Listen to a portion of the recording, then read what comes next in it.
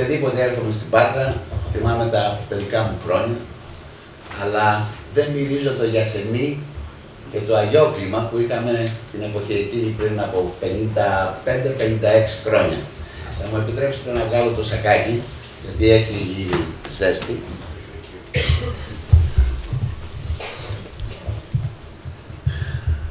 Ποιος θα με βοηθήσει με το κομπιούτερ? Έτσι, μπράβο. Είναι ιδιαίτερη χαρά να έρχομαι στην Πάτρα. Θυμάμαι φυσικά τα παιδικά μου χρόνια, βλέπω παλιούς και ωραίους φίλους, βλέπω τον δάσκαλο που μου έμαθε φυσική, τον Γιώργο τον Πέρπερα.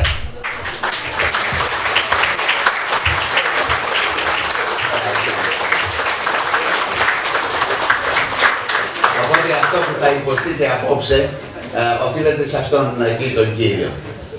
Και θα μου επιτρέψετε επίσης να θυμηθώ έναν πολύ αγαπητό φίλο, ο οποίος μας άφησε χρόνους πριν από μερικές ημέρες, έναν συμπατριώτη από τη Γαστούνη, τον Αδαμάντιο Πεπελάση, και να του αφιερώσω την απόψινή ομιλία μου.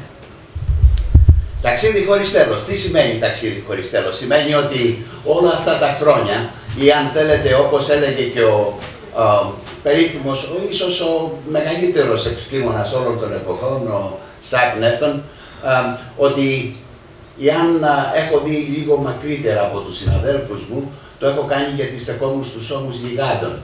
Και στην ουσία αυτό είναι και το αποτέλεσμα αυτού του τίτλου, του ταξιδιού χωρίς τέλος. Είναι ένα ταξίδι το οποίο ξεκίνησε προαμνημονεύτων χρόνων. Στην ουσία, η προσπάθεια του ανθρώπου να κατανοήσει το σύμπαν δεν είναι κάτι το χθεσινό, ούτε τα τελευταία 50 χρόνια, αλλά μια προσπάθεια που, όπως έλεγε ο Αριστοτέλης πριν από 2.300 περίπου 400 χρόνια, ο άνθρωπος του είδανε ωραία, γιατί η φύση είναι στη φύση του ανθρώπου να θέλει να μάθει. Και αυτή η τάση του ανθρώπου να μάθει μας οδήγησε στη σημερινή κατάσταση. Φυσικά, τα τελευταία 400 χρόνια, από τότε που ο Γαλιλαίος έστρεψε το μικρό του τηλεσκόπιο στον ουρανό και είδε για πρώτη φορά τα χιλιάδες άστρα που υπάρχουν στον γαλαξία μας και τους 4 μεγαλύτερους δορυφόρους του Δία, κατανόησε ότι αυτό το υπερπέραν που βλέπουμε κάθε βράδυ στον ουρανό, στην ουσία είναι κάτι το οποίο προς εκείνη την εποχή ήταν ακατανόητο. Σήμερα φυσικά γνωρίζουμε πολύ περισσότερα πράγματα, γιατί τα τηλεσκόπια μας είναι πολύ μεγαλύτερα. Τα τηλεσκόπια τα οπτικά βρίσκονται σε όλα τα πλάτη και τα μήκη της γης μας, στις κορφές πανύψηλων βουνών, στις πλαγιές, αλλά και όχι μόνο τα οπτικά τηλεσκόπια, αλλά επίσης τα τελευταία 50 χρόνια και τα ραδιοτηλεσκόπια μας άνοιξαν ένα δεύτερο παράθυρο στο σύμπαν. Οι πληροφορίες δηλαδή που έρχονται, όχι μόνο αυτές που κατανοεί το μάτι μας, αλλά και οι πληροφορίες που έρχονται, οι ραδιοακτινοβολίες που έρχονται από εκεί έξω, μας εμπλούτησαν κυριολεκτικά τις γνώσεις που έχουμε για το σύμπαν. Αλλά τίποτε δεν θα ήταν αρκετό εάν δεν τοποθετούσαμε τα τελευταία 50 χρόνια, από τη δεκαετία του 1960 και μετά, αν δεν τοποθετούσαμε τα τηλεσκόπια μας πάνω από το ενοχλητικό για τον αστρονόμο ατμόσφαιρα της γης μας, και εκεί να κατανοήσουμε όλες τις ακτινοβολίες που έρχονται, τις ακτινοβολίες φυσικά του ηλεκτρομαγνητικού φάσματος. Έτσι λοιπόν, τα τελευταία 50 χρόνια είδαμε το σύμπαν με διαφορετικά μάτια. Είδαμε το σύμπαν με όλες τις ακτινοβολίες, από τις ακτίνες Γ, τις ακτίνες Χ, τις περιόδεις ακτινοβολίες, ακτινοβολίες οι οποίες δεν έφταναν στην επιφάνεια της γης για να καταγραφούν από τα όργανα των αστεροσκοπίων μας. Και τι μάθαμε? Μάθαμε για παράδειγμα, ένα απλούστατο πράγμα, ότι βρισκόμαστε στο εσωτερικό μιας πολυκατοικίας, αν θέλετε, μιας πολυκατοικίας που ονομάσαμε γαλαξία. Μιας πολυκατοικίας η οποία από τη μία άκρη στην άλλη έχει ένα μέγεθος 100.000 ετών φωτός. 100.000 έτη φωτός, δηλαδή. Αν είχαμε ένα διαστημόπλιο που θα μπορούσε να τρέξει με την ταχύτητα του φωτός, 300.000 χιλιόμετρα το δευτερόλεπτο, κάτι που δεν γίνεται φυσικά, είναι νόμος της φύσης να μην υπάρχει κάτι που να τρέχει με την ταχύτητα του φωτός, να τρέχει με την ταχύτητα του φωτός και να έχει μάζα δηλαδή. Αυτό το διαστημόπλιο με μία ταχύτητα 300.000 χιλιόμετρων το δευτερόλεπτο θα χρειάζονταν 100.000 χρόνια για να φτάσει από τη μία άκρη στην άλλη. Και αυτή η πολυκατοικία μας στην ουσία αποτελείται από 100 δισεκατομμύρια τουλάχιστον άστρα. Για να κατανοήσετε τι σημαίνει το 100 δισεκατομμύρια, γιατί ξέρετε, θα ακούσετε ορισμένους αριθμούς αστρονομικούς απόψε, να μην παρεξηγηθούμε, για να γίνει κατανοητό τι σημαίνει 100 δισεκατομμύρια, αυτός είναι ένας μικρός αριθμός, σε σύγκριση με αυτούς που θα ακούσετε σε λίγο, τι σημαίνει. Αν θέλατε να μετρήσετε τα άστρα του γαλαξία μας, με έναν ρυθμό 1, 2, 3, 4, 5, με αυτόν τον ρυθμό τον γρήγορο, 24 ώρες το 24ωρο. Θα χρειαζόσασταν περίπου 3.500 χρόνια για να μετρήσετε τα 100 δισεκατομμύρια άστρα του γαλαξία μας. Και αυτός φυσικά είναι μόνο ένας από το 1 τρισεκατομμύριο άλλους γαλαξίες που υπάρχουν στο σύμπαν. 1 τρισεκατομμύριο γαλαξίες. Αρχίζει και γίνεται το πράγμα λιγάκι παράξενο. Και φυσικά τα τελευταία 100 χρόνια, τη δεκαετία του 1920 και μετά, κατανοήσαμε ότι όλοι αυτοί οι γαλαξίες, και το ανακαλύψαμε επειδή ένας Αμερικανός αστρονόμος, ο Edwin Hubble, το ανακάλυψε, όλοι αυτοί οι γαλαξίες απομακρύνονται ένας από τον άλλον και τόσο γρήγορα όσο πιο μακριά βρίσκονται. Έτσι λοιπόν κατανοήσαμε ότι υπάρχει μία διαστολή όλων αυτών των γαλαξιών. Με βάση λοιπόν αυτές τις παρατηρήσεις, ο Ζορζ Λεμέτρ πάλι τη δεκαετία του 1920 πρότεινε ότι εάν γυρνούσαμε πίσω αυτό την κινηματογραφική ταινία των γαλαξιών που διαστέλλονται, τότε θα μπορούσαμε να ξεκινήσουμε από ένα σημείο.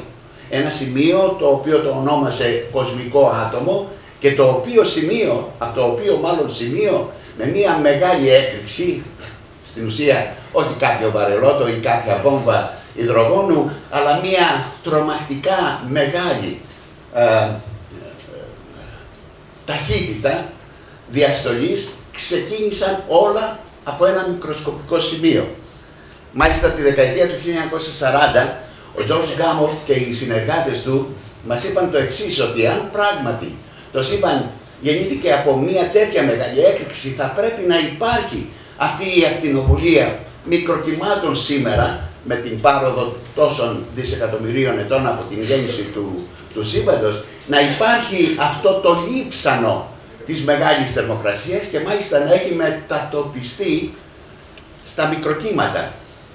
Μάλιστα υπολόγισαν χοντρικά την εποχή εκείνη την θερμοκρασία η οποία πρέπει να υφίσταται σε αυτή την ακτινοβολία στα περίπου 5 βαθμούς Κέλβιν, δηλαδή 5 βαθμοί πάνω από το απόλυτο 0. Και πράγματι δύο βραβεία Νόμπελ οφείλονταν στην ανακάλυψη και στον εντοπισμό αυτής της ακτινοβολίας. Η πρώτη το 1965 ανακαλύφθηκε από τους δύο μηχανικούς που εργάζονταν στον ΟΤΕ της Αμερικής, τα Bell Labs, και αυτοί, χωρίς να ξέρουν τι στο καλό ανακάλυψαν, εντόπισαν, φωτογράφησαν αυτό το πράσινο οβάλ που βλέπετε, φωτογράφησαν την πρώτη ηχό της γέννησης του σύμπαντος.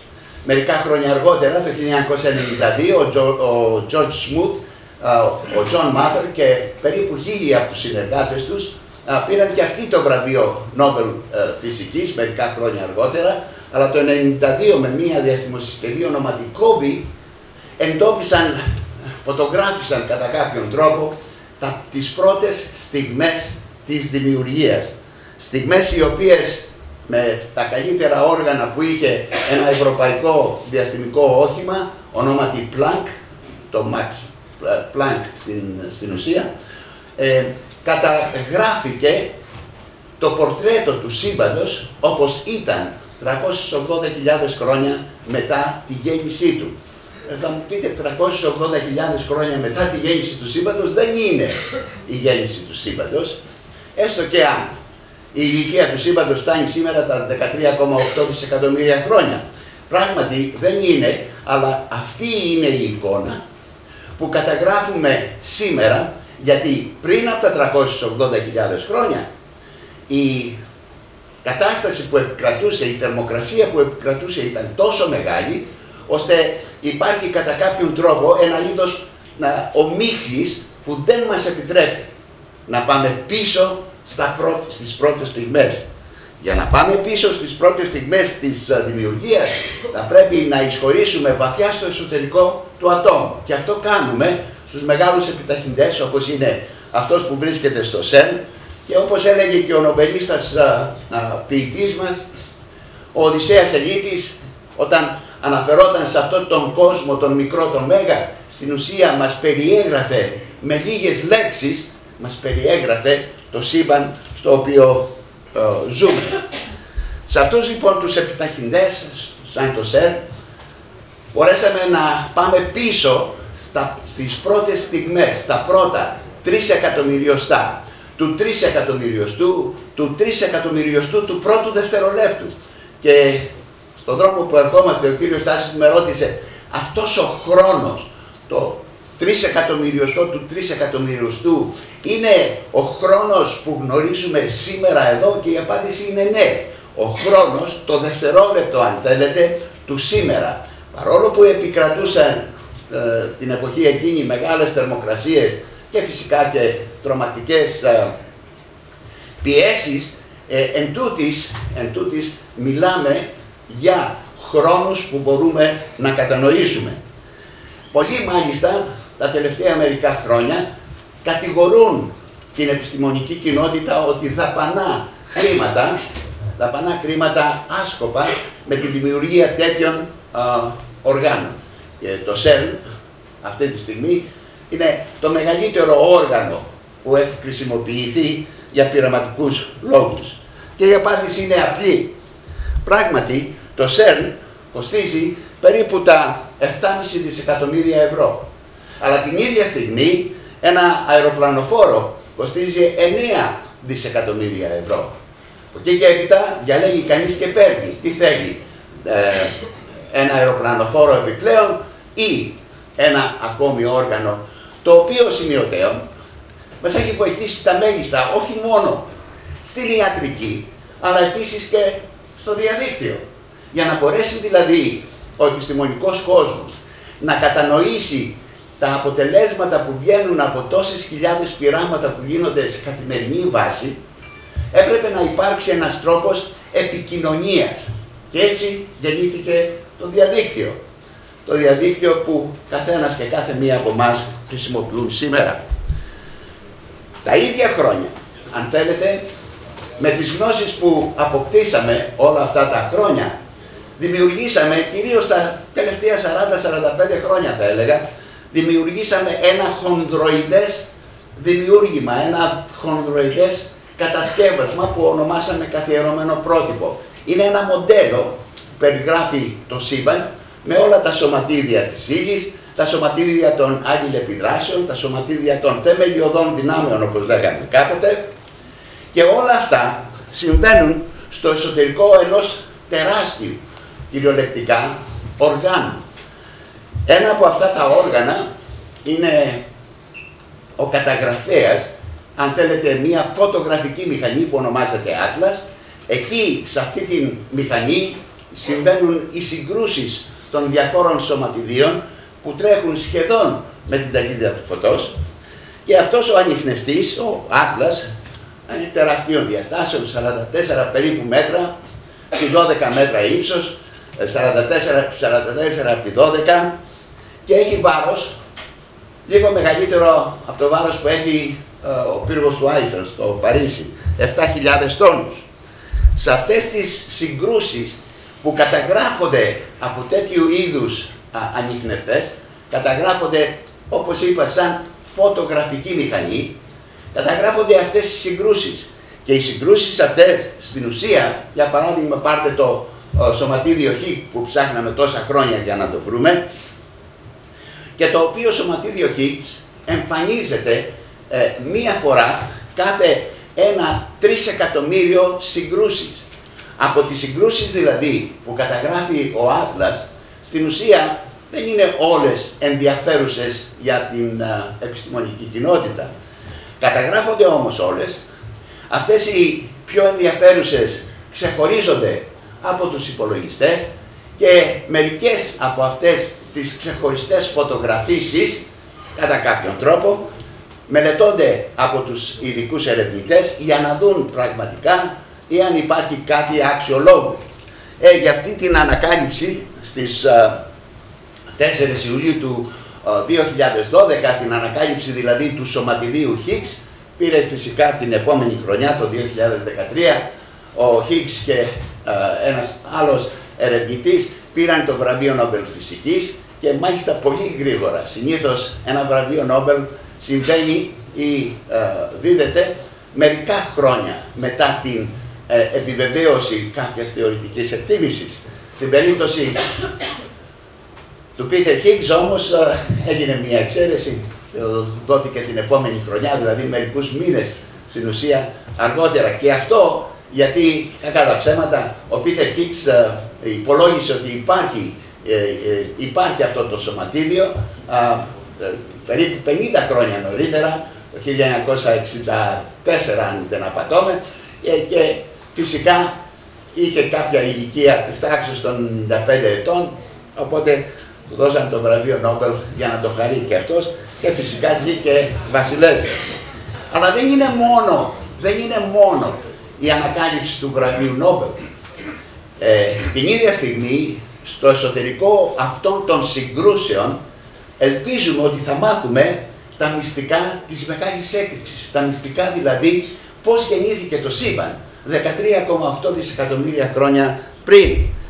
Έτσι λοιπόν σήμερα, με βάση αυτή την γενική θεωρία που έχουμε για την μεγάλη έκρηξη, και πάλι επαναλαμβάνω, ένα χονδροειδές μοντέλο και όχι τίποτε το συγκεκριμένο, με αυτό το χονδροειδές μοντέλο πορευόμαστε τα τελευταία 40 με 50 χρόνια. Θα με ρωτήσετε, είναι άραγε η θεωρία της μεγάλης έκρηξης κάτι το πραγματικό, το αληθινό? Η απάντηση είναι η ίδια απάντηση που έδωσε ένας από τους μεγαλύτερους φυσικούς του 20ου αιώνα, ο Ρίτσαρντ Φένιμαν, όταν ρωτήθηκε ότι είναι αλήθεια αυτά που ακούμε από τους φυσικούς, και η απάντησή του ήταν δεν με νοιάζει ποιο είναι το όνομα αυτού που προτείνει κάποια θεωρία, δεν με νοιάζει αν είναι πανέμορφη αυτή η θεωρία, γιατί εμείς οι φυσικοί μας αρέσει να έχουμε και λίγο ομορφιά στις εξισώσεις. Δεν με νοιάζει τι ακριβώς έχει πει αυτός που έχει πει και ποιος είναι τέλος πάντων. Εάν αυτά που λέει μια τέτοια θεωρία είναι διαφοροποιημένα από την παρατήρηση ή από το πείραμα, τότε είναι λάθος. Γιατί οποιοσδήποτε μπορεί να σηκωθεί και να πει το μακρύ του και το κοντό του. Το ερώτημα είναι, αυτό υποστηρίζεται από την παρατήρηση ή το πείραμα? Στην περίπτωση λοιπόν της μεγάλης έκρηξης, όλες οι παρατηρήσεις που έχουμε κάνει τα τελευταία 50 χρόνια μας οδηγούν στην βεβαιότητα ότι αυτό είναι το μοντέλο, με διαφοροποιήσεις. Και οι διαφοροποιήσεις αυτές βασίζονται στις γνώσεις που έχουμε αποκτήσει από τη δεκαετία του 80 και μετά. Έτσι λοιπόν έχουμε φτιάξει ένα μοντέλο, μια εξελικτική πορεία του σύμπαντος για τα τελευταία 13,8 δισεκατομμύρια χρόνια μέχρι σήμερα. Από τότε δηλαδή που γεννήθηκε το σύμπαν και μέχρι σήμερα. Και τι μας λέει αυτό το μοντέλο?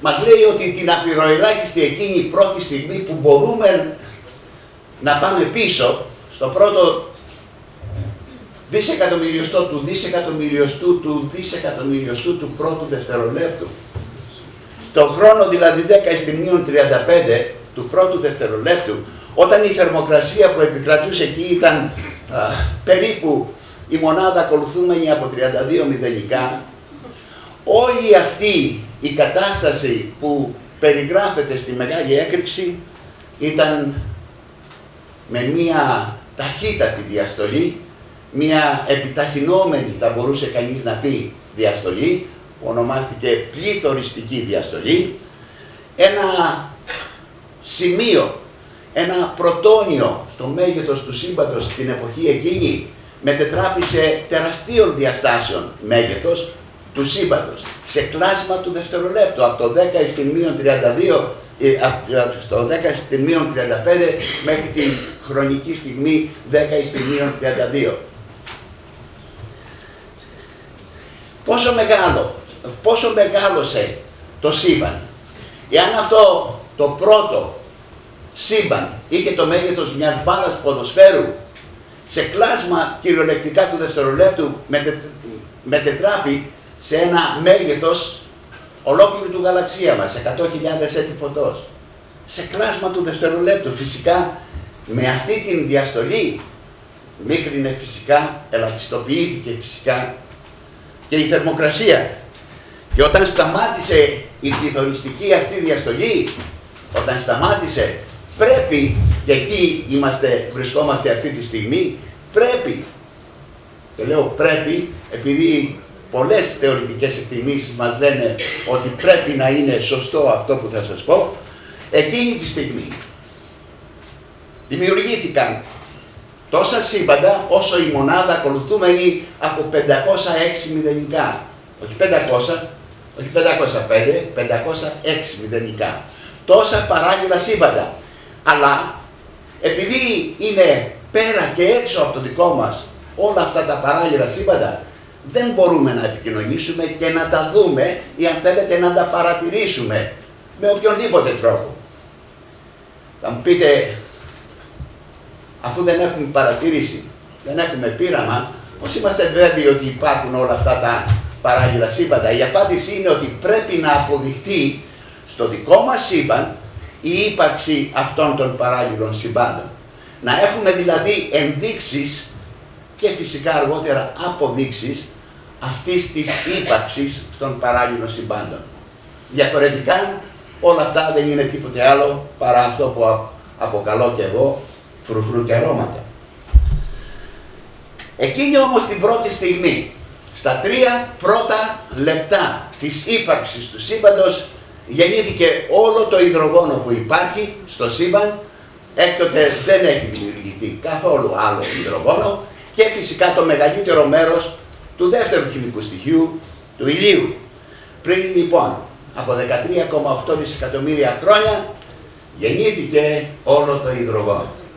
Και επειδή, κυρίες και κύριοι και αγαπητά μου νεαρά παιδιά, επειδή το σώμα του ανθρώπου αποτελείται κατά το 62% από άτομα υδρογόνου, η ηλικία σας δεν είναι 10, 15, 20, 30, 40 ετών.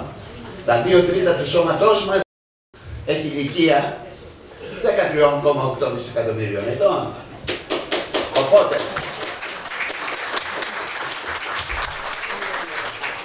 πάτε και καταλάβατε τι μιλάμε. Μιλάμε φυσικά για τόσα δισεκατομμύρια άτομα που αποτελούν το σώμα μας. Αλλά το σώμα μας, όπως καταλαβαίνετε, δεν αποτελείται μόνο από υδρογόνο. Υπάρχουν και άλλα χημικά στοιχεία, καμιά 30 περίπου χημικά στοιχεία. Τα σύγχρονα λοιπόν τηλεσκόπια μας στην επιφάνεια της Γης στο διάστημα μας έχουν αποκαλύψει την εξελικτική πορεία από τη γέννηση μέχρι το θάνατο των άστρων. Γιατί οτιδήποτε και αν υπάρχει στο σύμπαν γεννιέται, εξελίσσεται και κάποια στιγμή πεθαίνει. Η γέννηση των άστρων, περιλαμβανομένου και του δικού μας άστρου, του ήλιου, γεννήθηκε στο εσωτερικό αυτών των αστρικών βρεφοκομείων, μεγάλων νεφελωμάτων που γεννούν συγχρόνως κυριολεκτικά χιλιάδες άστρα. Για να γίνει κατανοητό ακόμη καλύτερα, κάθε δευτερόλεπτο που περνάει εδώ πάνω στη Γη γεννιόνται περίπου 3 με 4 μωρά. 3 με 4 μωρά κάθε δευτερόλεπτο. Στο σύμπαν την ίδια στιγμή κάθε δευτερόλεπτο γεννιόνται 64.000 άστρα. Καταλαβαίνετε λοιπόν γιατί πράγμα μιλάμε. Στο εσωτερικό λοιπόν των νεφελωμάτων, αυτά τα άστρα που γεννιόνται σχηματίζουν μεγάλα σμήνη αστρικά. Σμήνη αστρικά που αποτελούνται από 200, 300 ή ακόμη και χιλιάδες άστρα την ίδια στιγμή. Αυτά οι δύο φωτογραφίες που βλέπετε δεν είναι τίποτε άλλο παρά 2 σμήνη αστρικά που βρίσκονται σε έναν γειτονικό σε εμάς γαλαξία και εκεί έχουν καταγραφεί στο εσωτερικό αυτών των νεφελωμάτων η γέννηση αρκετών χιλιάδων άστρων. Όταν λέμε άστρα, τι νομίζετε ότι εννοούμε? Εννοούμε μία μπάλα κυρίως υδρογόνου. Μία μπάλα υδρογόνου που έχει τα βαρυτικά, η βαρύτητα των εξωτερικών στρωμάτων αυτής της μπάλας συμπιέζει τον πυρήνα, συμπιέζει το εσωτερικό λόγω της βαρύτητας και αυτή η συμπίεση ανεβάζει φυσικά και την θερμοκρασία που κρατεί εκεί. Κάποια στιγμή λοιπόν, όταν η θερμοκρασία στο κέντρο ενός τέτοιου άστρου φτάσει περίπου τα 15 με 20 εκατομμύρια βαθμούς Κελσίου, τότε ανάβουν οι θερμοπυρηνικές αντιδράσεις στο εσωτερικό και αυτές οι θερμοπυρηνικές αντιδράσεις μετατρέπουν το υδρογόνο σε ήλιο. Το επόμενο δηλαδή χημικό στοιχείο μετά το υδρογόνο. Και αυτή η μετατροπή συγχρόνως δημιουργεί μεγάλες ποσότητες ενέργειας. Η ενέργεια αυτή αποθεί κατά κάποιον τρόπο την βαρυτική δύναμη των εξωτερικών στρωμάτων του άστρου και έτσι υπάρχει κάποια στιγμή μια ισορροπία. Δύναμη από έξω προς τα μέσο, δύναμη της ενέργειας από το εσωτερικό προς τα έξω και έτσι επικρατεί μια ισορροπία στο άστρο αυτό. Το μεγαλύτερο μέρος της ζωής ενός τέτοιου άστρου το περνάνε σε αυτό που εμείς οι αστρονόμοι αποκαλούμε κύρια ακολουθία. Είναι δηλαδή η εξισορρόπηση της κατάστασης που επικρατεί σε ένα άστρο. Και αυτή η εξισορρόπηση βασίζεται στην γέννηση της ενέργειας που επικρατεί στο κέντρο ενός τέτοιου άστρου. Και αυτή η ενέργεια που επικρατεί στο κέντρο του άστρου είναι τεραστίων διαστάσεων.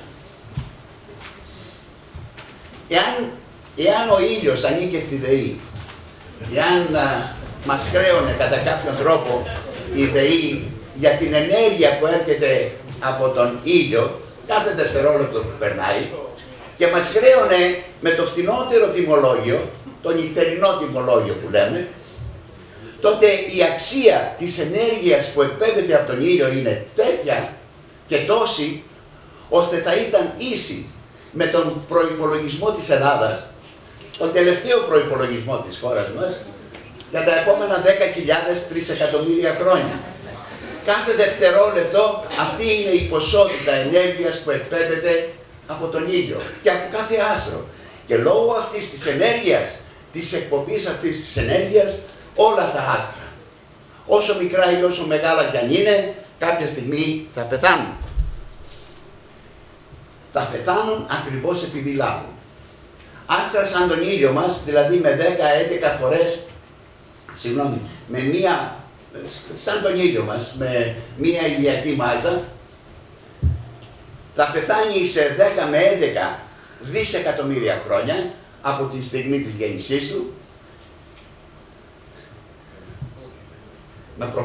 Με προκαλεί η ανάμνηση ενός γεγονότος πριν από μερικές εβδομάδες, δεν σας πω πότε, σε μία παρόμοια ομιλία που έκανα, αναφέρθηκα ότι ο ήλιος θα πεθάνει σε περίπου 6 δισεκατομμύρια χρόνια.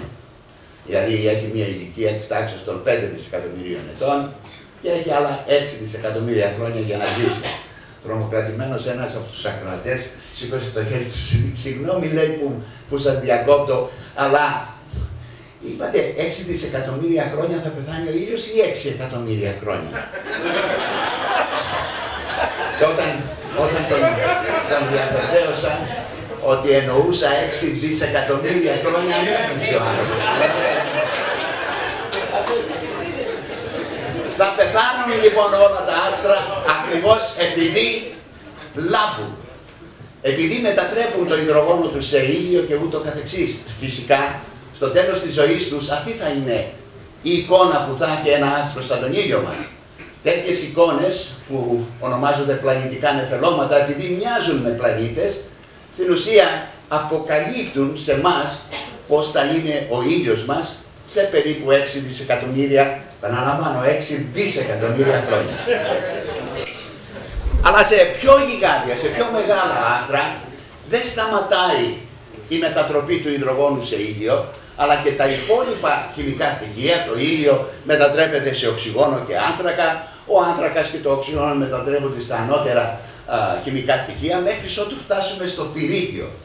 Το πυρίτιο μετατρέπεται σε σίδηρο, το 26ο χημικό στοιχείο, μέσα σε μία μέρα. Και όταν λέω μία μέρα, εννοώ τις 24 ώρες που γνωρίζουμε όλοι μας.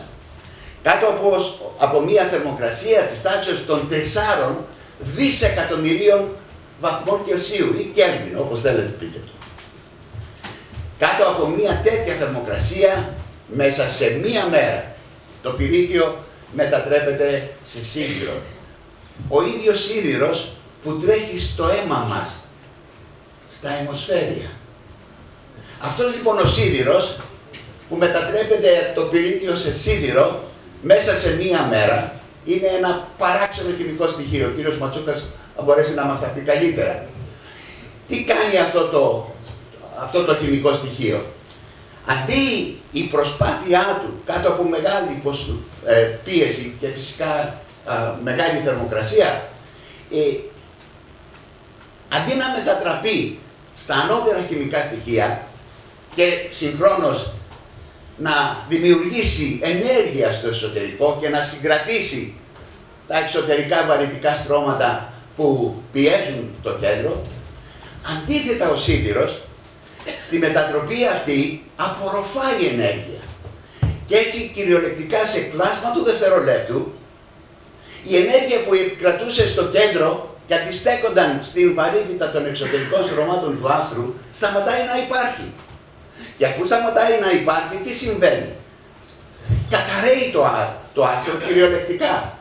Η συμπίεση είναι τόσο μεγάλη, ώστε στο εσωτερικό του πυρήνα τα υλικά που πέφτουν προς το κέντρο δεν αντέχει πλέον ο πυρήνας άλλη συμπίεση.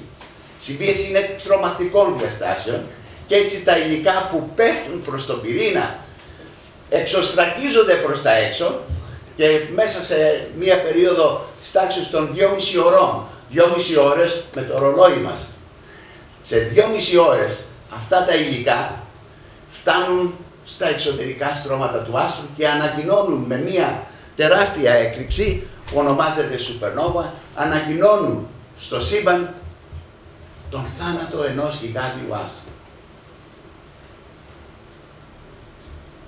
Στο κέντρο όμως επικρατεί μια κατάσταση ιδιαίτερα ενδιαφέρουσα.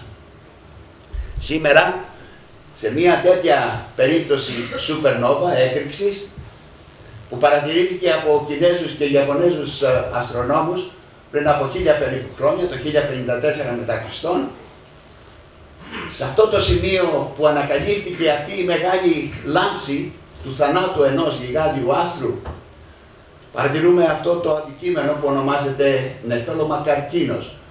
Όχι νεφέλωμα του καρκίνου, γιατί βρίσκεται στον αστερισμό του Ταύρου, αλλά νεφέλωμα καρκίνος. Επειδή πριν από 100-200 χρόνια αυτό το αντικείμενο έμοιαζε με κάβουρα. Τώρα εγώ ποτέ δεν το έχω καταλάβει ότι είναι αυτός κάβουρας. Και σε αυτό το νεφέλωμα στο κέντρο υπάρχει ενεργοποιημένος ο πυρήνας του αρχικού άστρου. Ένας πυρήνας ο οποίος ο οποίος έχει μετατραπεί κυριολεκτικά κατά 99,99% σε νετρόνια. Ακόμη δηλαδή και τα πρωτόνια με την συμπίεση των ηλεκτρονίων μετετράπησαν και αυτά σε νετρόνια και έτσι δημιουργήθηκε ένα άστρο νετρονίων. Ένα αντικείμενο που έχει περίπου το μέγεθος μιας μεγάλης πόλης, αν θέλετε της περιοχής των Πατρών και μέχρι την Αγία Κλάους και μέχρι απέναντι στην Παλιοβούνα. Γεγονός είναι ένα, ότι αυτό το αστρικό απολυφάδι, ο πυρήνας δηλαδή του γιγάντιου αυτού άστρου από το οποίο προήλθε, περιστρέφεται με τρομακτική ταχύτητα. Στην περίπτωση του νεφελώματος καρκίνος, το πάλσαρ αυτό όπως ονομάζεται διαφορετικά, περιστρέφεται γύρω από τον άξονά του 3 φορές κάθε δευτερόλεπτο. Υπάρχουν πάλσαρ, υπάρχουν άστρα νετρονίων που περιστρέφονται γύρω από τον εαυτό τους 700 φορές το δευτερόλεπτο. Δηλαδή με μία ταχύτητα η οποία στον ισημερινό αυτού του άστρου, στον ισημερινό του η ταχύτητα φτάνει περίπου το 25% της ταχύτητας του φωτός. Με αυτή λοιπόν την έννοια, αυτό το άστρο, αυτό το απολυφάδι είναι το λείψανο ενός γιγάντιου άστρου. Άστρα με ακόμη μεγαλύτερη ποσότητα υλικών, 30, 40, 50 φορές τα υλικά που έχει ο ήλιος μας, αντί να μετατραπούν ο πυρήνας τους σε άστρα νετρονίων, μετατρέπονται σε αυτό που ονομάζουμε μαύρες τρύπες. Και θα ακούσετε πολλούς συναδέλφους που ονομάζουν αυτά τα αντικείμενα μελανές οπές. Το οποίο στα αρχαία ελληνικά σημαίνει τρύπα, στα νέα ελληνικά. Μελανός στα αρχαία ελληνικά σημαίνει μαύρο. Γι' αυτό λοιπόν δεν μπόρεσα ποτέ τα τελευταία τουλάχιστον 50 χρόνια να κατανοήσω γιατί πολλοί συνάδελφοι επιμένουν να αποκαλούν τις μαύρες τρύπες μελανές οπές. Στον κύριο Τάσο, καθώς ερχόμαστε, του εξήγησα γιατί ονομάστηκαν αυτά τα αντικείμενα μαύρες τρύπες το 1968 από τον John Archibald Wheeler, ένας από τους μεγαλύτερους φυσικούς του 20ου αιώνα, αλλά θα μου επιτρέψετε να μην σας το αναφέρω εδώ για πολλούς και διαφόρους λόγους. Γιατί όμως ονομάζεται λοιπόν μαύρη τρύπα αυτό το αντικείμενο? Γιατί είναι τόσο πολύ συμπιεσμένα τα υλικά του, ώστε η δύναμη της βαρύτητας να είναι τρομακτικών διαστάσεων. Για να γίνω κατανοητός. Ένας πύραυλος για να ξεφύγει από τη δύναμη της βαρύτητας της γης μας χρειάζεται να τρέχει με μια ταχύτητα της τάξης των 11 χιλιόμετρων το δευτερόλεπτο. 11 χιλιόμετρα το δευτερόλεπτο και αυτός ο πύραυλος ξεφεύγει από τη δύναμη της βαρύτητας της γης μας. Στην περίπτωση όμως μιας μαύρης τρύπας, ακόμη και αν ένα αντικείμενο όπως είναι ένα φωτόνιο για παράδειγμα, παρόλο που τρέχει με την ταχύτητα του φωτός 300.000 χιλιόμετρα το δευτερόλεπτο, εν τούτης η δύναμη της βαρύτητας της μαύρης τρύπας είναι τόσο μεγάλη, ώστε δεν του επιτρέπει να ξεφύγει από την μαύρη τρύπα και έτσι δεν μπορούμε να το δούμε, αφού τα φωτόνια, τα σωματίδια που κάνουν τα πάντα να φαίνονται, δεν μπορούν να φτάσουν στα όργανά μας ή στα μάτια μας. Και έτσι αυτό το αντικείμενο είναι μαύρο. Και είναι τρύπα επίσης, γιατί η δύναμη της βαρύτητας είναι τόσο μεγάλη, ώστε λειτουργεί σαν ένα είδος διαστημικής ρουφίχτρας και οτιδήποτε βρει στο διάβα του το απορροφάει. Το ρουφάει δηλαδή στο εσωτερικό του. Εξού και το όνομα μαύρη τρύπα. Θα μου πείτε, αφού δεν μπορούμε λοιπόν να το δούμε, πώς το καλό ξέρουμε ότι υπάρχει εκεί πέρα? Και ξέρουμε ότι υπάρχει και μικρές και μεγάλες μαύρες τρύπες, γιατί έχουμε δει τα αποτελέσματα της ύπαρξης της δύναμης της βαρύτητας αυτών των αντικειμένων. Για παράδειγμα, 27.000 έτη φωτός μακριά από εμάς, στο κέντρο του γαλαξία μας, υπάρχει μια τεράστια μαύρη τρύπα και σε όλους τους γαλαξίες που έχουμε παρατηρήσει υπάρχουν αυτές οι γιγάντιες μαύρες τρύπες και μια τέτοια μαύρη τρύπα στο κέντρο του γαλαξία μας αποτελείται από υλικά 3 εκατομμυρίων άστρων σαν τον ήλιο. Υπάρχουν γαλαξίες που έχουν μαύρες τρύπες στα κέντρα τους με δισεκατομμύρια κυριολεκτικά με υλικά δισεκατομμυρίων άστρων σαν τον ήλιο μας. Αλλά στο τέλος της ζωής αυτών των άστρων στην ουσία το τέλος είναι ένα τέλος και μια αρχή. Γιατί αυτά τα χημικά στοιχεία τα οποία γεννήθηκαν στο εσωτερικό των άστρων σιγά σιγά στην πάροδο δηλαδή της γέννησης, της γέννησης και της εξέλιξης ενός άστρου διασκορπίζονται με αυτές τις supernova εκρήξεις, διασκορπίζονται στο σύμπαν, ανακατεύονται με τα ήδη υπάρχοντα νεφελώματα, κυρίως που αποτελούνται από υδρογόνο και από ήλιο, και έτσι γεννιόνται τα άστρα δεύτερης, τρίτης, τέταρτης γενιάς. Το άστρο το δικό μας δηλαδή, για να έχει πλανήτες σαν τη γη μας, έπρεπε να είναι τρίτης και τέταρτης γενιάς άστρο, γιατί αποτελείται και έχει χημικά πάνω του, χημικά στοιχεία που γεννήθηκαν στο εσωτερικό των άστρων. Και είπαμε, αν θυμάστε, ότι στα 3 πρώτα λεπτά της γέννησης και της ύπαρξης του σύμπαντος γεννήθηκε όλο το υδρογόνο που υπάρχει, τότε δεν έχει γεννηθεί άλλο. Αυτό είναι πάπαλα. Και όλα τα υπόλοιπα χημικά στοιχεία γεννήθηκαν στο εσωτερικό των άστρων. Μάλιστα, πολλοί θα μπορούσαν ίσως να παραξηγηθούν, αλλά αν μετρήσετε την ποσότητα των ατόμων του σώματός μας ή αν θέλετε και την ποσότητα της μάζας του σώματός μας, θα δείτε ότι στην ουσία μιλάμε για 4 κυρίως χημικά στοιχεία, άντε 6 χημικά στοιχεία που αποτελούν το σώμα μας, 6 χημικά στοιχεία κατά το 99 περίπου της 100 των συστατικών του σώματός μας. Γι' αυτό πολλές φορές, και με έχουν παρεξηγήσει και πολλοί συνάδελφοι, λέω ότι σε τελική ανάλυση όλοι μας αποτελούμαστε από αστρόσκονοι. Γεννηθήκαμε δηλαδή και υπάρχουμε γιατί αποτελούμαστε από υλικά που γεννήθηκαν είτε στη γέννηση του σύμπαντος με το υδρογόνο, είτε στο εσωτερικό των άστρων. Γι' αυτό δεν χρειάζεται να πάρετε κάποιο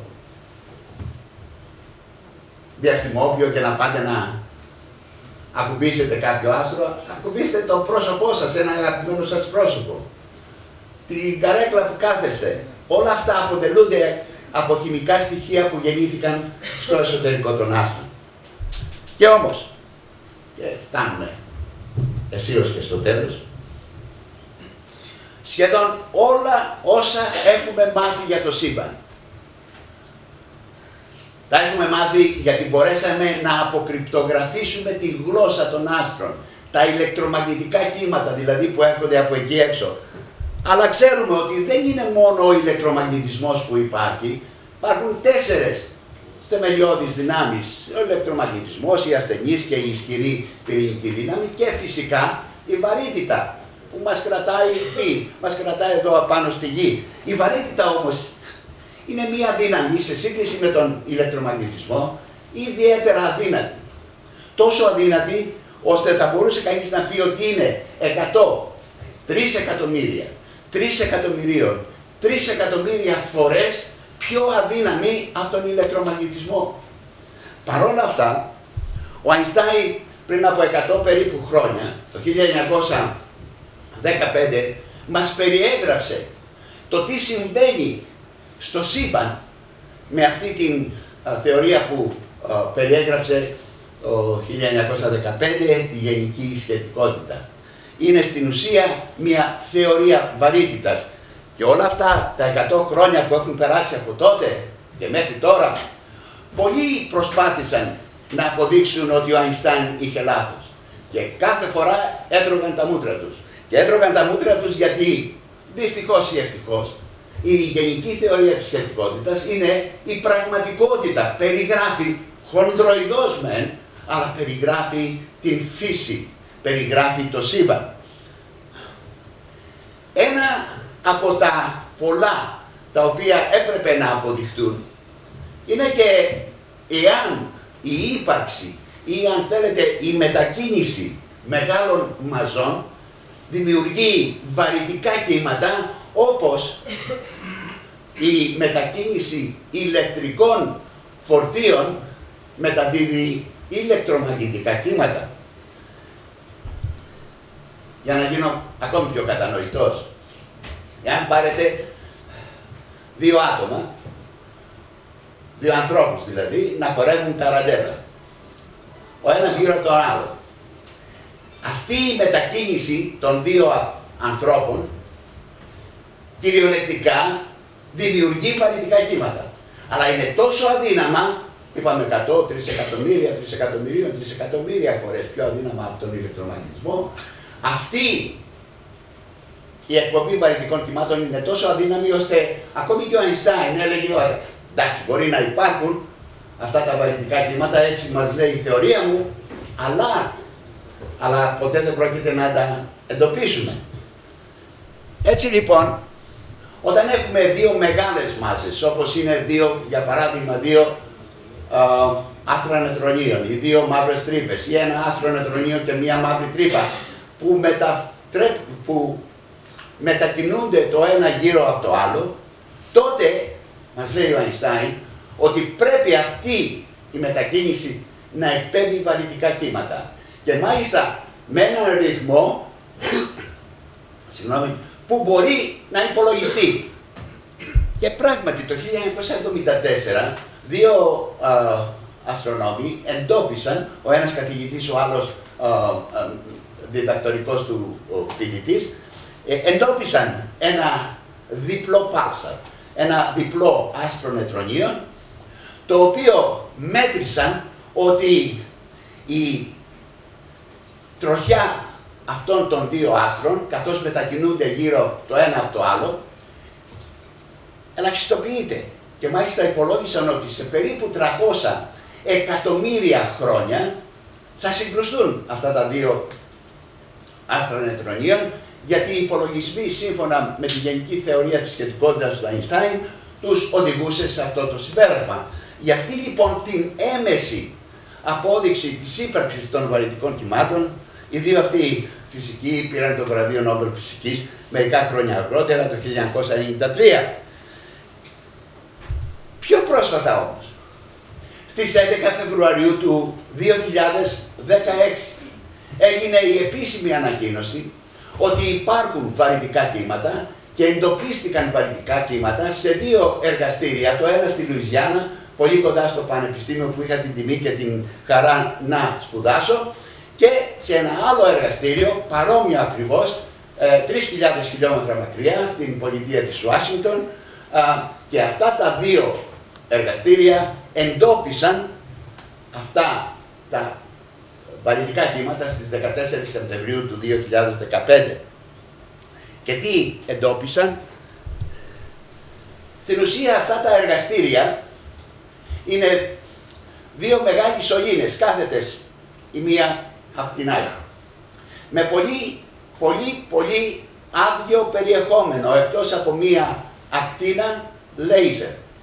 Και αυτή η ακτίνα λέιζερ, με έναν τρόπο με κάτωπτρα, μπορεί να μετρηθεί η οποιαδήποτε παραμόρφωσή της. Και έτσι λοιπόν, στις 14 Σεπτεμβρίου, περίπου το μεσημέρι, 14 Σεπτεμβρίου τη δική μας ημερομηνία δηλαδή, στην Ελλάδα, παρατηρήθηκε αυτή η απειροελάχιστη παραμόρφωση των ακτίνων λέιζερ και στο ένα και στο άλλο εργαστήριο, ακριβώς την ίδια μορφή, και επειδή οι υπολογιστές και των δύο εργαστηρίων περιλάμβαναν στο εσωτερικό του, περιλάμβαναν όλες τις πιθανές περιπτώσεις, ένα άστρο νετρονίων και μία μαύρη τρύπα με τόσες ηλιακές μάζες, ένα άστρο νετρονίων με ένα άλλο άστρο νετρονίων. Έχουν γίνει δηλαδή όλοι οι υπολογισμοί και υπάρχουν στους υπολογιστές. Το σήμα αυτό αναγνωρίστηκε ότι προέρχεται από μία πηγή 1,3 δισεκατομμύρια έτη φωτός μακριά, δηλαδή ξεκίνησαν αυτά τα βαρυτικά κύματα πριν από 1,3 δισεκατομμύρια χρόνια και έφτασαν στα δύο αυτά εργαστήρια ταυτόχρονα, γιατί φυσικά η απόσταση είναι ελαχιστότατη σε σύγκριση με το σύμπαν, και μάλιστα η παραμόρφωση των ακτίνων λέιζερ ήταν όσο η διάμετρος, ή μάλλον τα 4 χιλιοστά της διαμέτρου ενός πρωτονίου. 4 χιλιοστά της διαμέτρου. Αυτή η απειροελάχιστη μετακίνηση, μεταμόρφωση, απέδειξε ότι σε αυτή την απόσταση του 1,3 δισεκατομμυρίων ετών φωτός, δύο μαύρες τρύπες, η μία με μάζα 36 ηλιακές μάζες και η άλλη με μάζα 29 ηλιακές μάζες, συγκρούστηκαν και αφομοιώθηκαν και μετετράπησαν σε μία μαύρη τρύπα. Μία μαύρη τρύπα η οποία πριν γεννηθεί, χιλιοστά κυριολεκτικά του δευτερολέπτου πριν γεννηθεί, η ταχύτητα περιφοράς των δύο αυτών μαύρων τρυπών έφτανε περίπου το εν δεύτερον της ταχύτητας του φωτός, δηλαδή 150.000 χιλιόμετρα το δευτερόλεπτο. Και έτσι δημιουργήθηκε μία μαύρη τρύπα από τις δύο μαύρες τρύπες των 36 και 29 ηλιακών μαζών, μία μαύρη τρύπα με μάζα 62 φορές 62 ηλιακές μάζες. Θα μου πείτε καλά, ούτε αριθμητική δεν ξέρεις να κάνεις. 36 και 29 μας κάνουν 65. 62 ηλιακές μάζες, οι άλλες τρεις τι έγιναν? Οι άλλες τρεις μετετράπησαν σε βαρυτικά κύματα. Βαρυτικά κύματα τα οποία εάν ήσαν ηλεκτρομαγνητικά κύματα, η ένταση θα ήταν όσο και η ακτινοβολία 50 φορές όλων των γαλαξιών που υπάρχουν στο σύμπαν. 3 εκατομμύρια γαλαξίες να εκπέμπουν αυτή την ενέργεια. Αλλά δεν ήταν η μοναδική φορά που καταγράφηκαν βαρυτικά κύματα. Μερικούς μήνες αργότερα, στις 26 Δεκεμβρίου του 2015, παρατηρήθηκαν και άλλα βαρυτικά κύματα από δύο μαύρες τρύπες, μικρότερες, 8 και 14 ηλιακές μάζες, που δημιούργησαν μία μαύρη τρύπα, 21 ηλιακών μαζών, με μία ηλιακή μάζα να μετατρέπεται σε βαρυτική ενέργεια.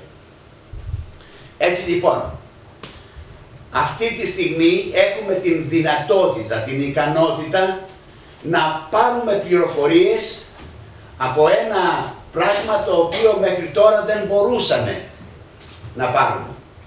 Εκτός από τον ηλεκτρομαγνητισμό, δηλαδή, μας άνοιξε ένα δεύτερο παράθυρο στο σύμπαν.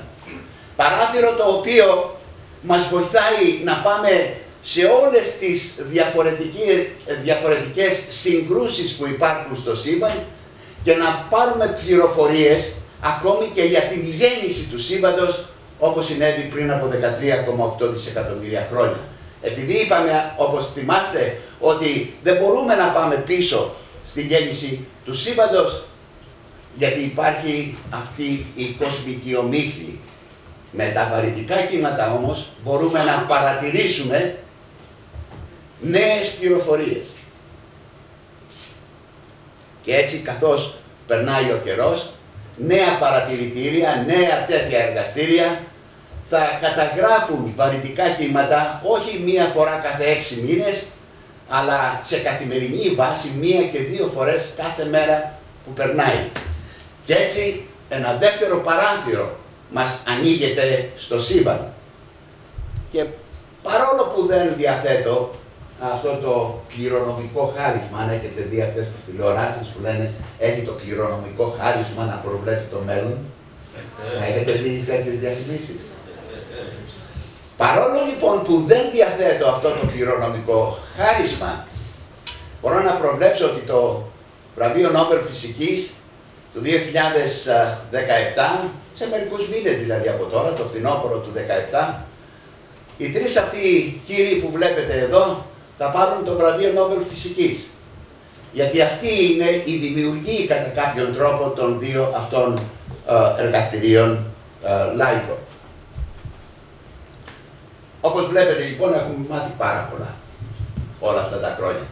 Αλλά υπάρχουν πολύ περισσότερα πράγματα που δεν ξέρουμε, που δεν έχουμε κατανοήσει. Για παράδειγμα, αυτή η ασυμμετρία ύλης και αντιύλης. Γιατί τα πρώτα μικροδευτερόλεπτα της γέννησης του σύμπαντος υπάρχει μόνο ύλη στο σύμπαν και πολύ μικρές ποσότητες αντιύλης? Γιατί γεννήθηκε δηλαδή η ύλη και όχι δεν έχουμε ένα σύμπαν αντιύλης? Αυτή η ασυμμετρία δεν έχουμε ακόμη κατορθώσει να την εξηγήσουμε.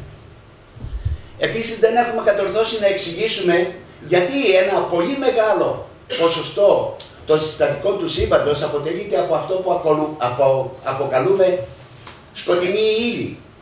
Σκοτεινή ύλη που είναι διάχυτη σε όλο το σύμπαν, ανάμεσά μας εδώ.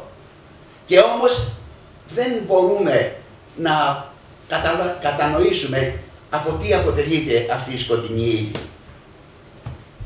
Και τα τελευταία περίπου 20 χρόνια, το 1997-98 μέχρι τώρα, ανακαλύψαμε και κάτι άλλο. Ότι στο σύμπαν υπάρχει διάχυτη μία ενέργεια που ονομάστηκε σκοτεινή ενέργεια, επειδή δεν ξέρουμε και αυτή τι στο καλό είναι, και αυτή η σκοτεινή ενέργεια κάνει το σύμπαν να διαστέλλεται επιταχυνόμενο εδώ και 6,5 δισεκατομμύρια χρόνια. Έτσι λοιπόν, αν με ρωτήσετε σήμερα από τι αποτελείται το σύμπαν, η απάντηση είναι το 27% των συστατικών του σύμπαντος αποτελείται από σκοτεινή ύλη, το 68% από σκοτεινή ενέργεια και μόνο ένα 4,5 περίπου % αποτελείται από την ύλη των 1-3 εκατομμυρίου γαλαξιών που σας έλεγα. Έτσι λοιπόν, σήμερα βρισκόμαστε στην ακρογιαλιά του σύμπαντος, πάνω σε έναν μικροσκοπικό πλανήτη, γύρω από έναν μικροσκοπικό άστρο και αναρωτιόμαστε τι στο καλό υπάρχει εκεί έξω. Γιατί συνεχίζουμε αυτό το ταξίδι. Ένα ταξίδι που κατά τη γνώμη μου είναι ένα ταξίδι χωρίς τέλος. Σας ευχαριστώ πολύ.